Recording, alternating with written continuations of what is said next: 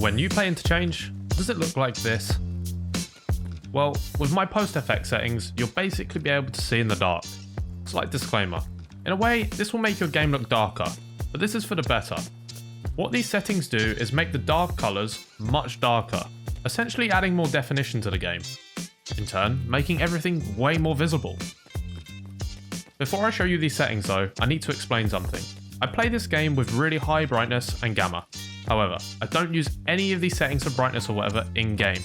This is because turning things up like brightness in-game will really wash out your colours and take away from that definition. But if you change these settings in NVIDIA control panel and the monitor gamma itself, the game will retain some of that definition. So, that means that my recording of this game looks slightly darker because OBS doesn't take into account your monitor settings.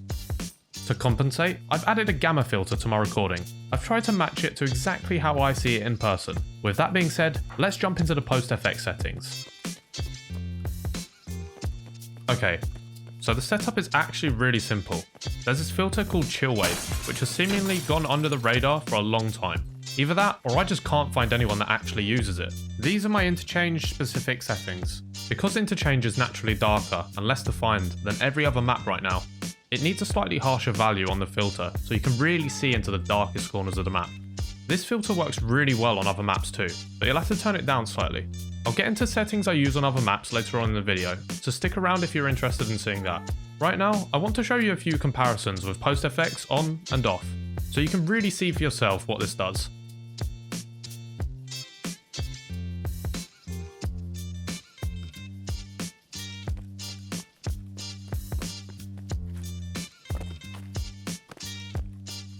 I don't know if you guys feel the same, but since they quote unquote turned the lights off on this map, it really has discouraged me from playing it.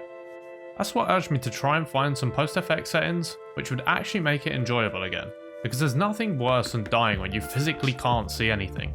So I checked out a bunch of Twitch streamer settings, and they all seem to have some sort of flaw. For example, using 100 brightness, which makes it impossible to see anything when it's either foggy or really sunny. I also noticed a lot of people use the cognac filter as well, which you see me doing comparisons with later.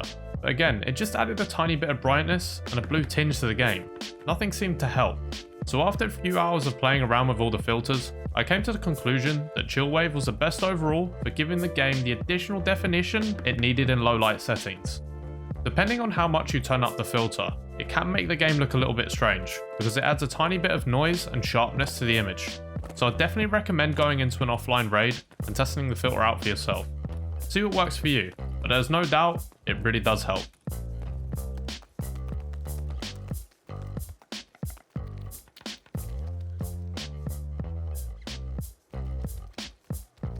Depending on your preference, when you go outside, it might be a little bit too bright or saturated for you. So you might actually have to turn down the setting. Sometimes that's what I have to do on Interchange. But when I turn it down to about 55. And that's what you'll see me using across all other maps. Let's take a look at it on customs. We're at 3rd story dorms on customs now, which I think is a great place to test these post-effect settings, because inside here it can get pretty dark. Alright, so I'm just going to enable some generic post-effect settings which I'd class as fairly common. You can see it doesn't really do much. Now, the cognac filter, and as you can see, it just adds a horrible blue tinge to the game. These are the post-effect settings I'll use on basically every other map. And you can see it makes a fairly big difference when inside buildings. Another place I've tested this out which you guys might want to use it for is the underground bunker on reserve. Time and time again I've been killed by someone hiding in the shadows there, and with this filter you can see way better. Guys, I really hope this helps.